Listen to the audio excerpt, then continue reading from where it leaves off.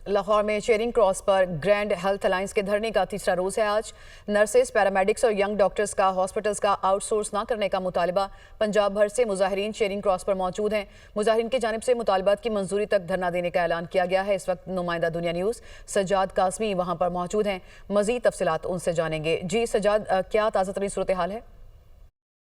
जी बिल्कुल जी, grand health alliance का धरना जो है वो चेरिंग क्रॉस लाहौर मार रोड पर जारी है और तीसरा रोज भी खत्म होने को है, मगर जो है महकमा सेहत और ग्रैंड हेल्थ अलायंस के दरमियान जो है वो मुज़ाकरात के लिए डेडलॉक अभी तक बरकरार है और किसी किस्म के मुज़ाकरात जो है वो सामने नहीं आए हैं। मौजूदा सूरत हाल देखी जाए तो यंग डॉक्टर एसोसिएशन की जो जनरल काउंसिल का इजलास हुआ है उसके अंदर ये फैसला किया गया है कि कल जनाह हॉस्पिटल लाहौर के अंदर जो है वो अहम इजलास जो है वो मुनक्कद किया जाएगा और इजलास के अंदर आइंदा का लाया अमल जो है वो तय किया जाएगा।